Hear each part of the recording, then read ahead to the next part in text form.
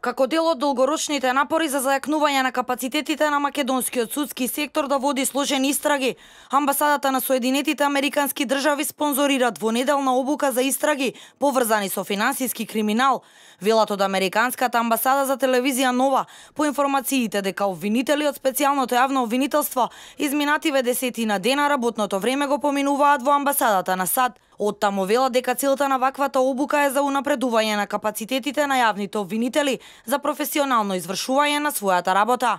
Двајца експерти од Соединетите Американски држави, од Министерството за правда и Управата за јавни приходи ги обучуваат вработените во специјалното јавно обвинителство. Амбасадата на САД претходно има спонзорирано слични курсеви за јавни обвинители. Во изминатите 15 години, владата на САД има одвоено повеќе од 55 милиони долари за развој на капацитетите на македонските судови, на судиите, обвинителите, адвокатите, како и на полицијата, за да можат својата служба да извршуваат професионално, транспарентно, ефикасно и кредибилно.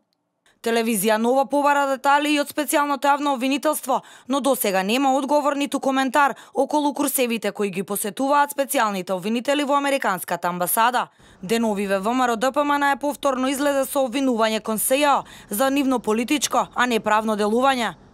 Мандатот на специјалното јавно обвинителство од 18 месеци за покренување обвиненија истече на крајот на јуни.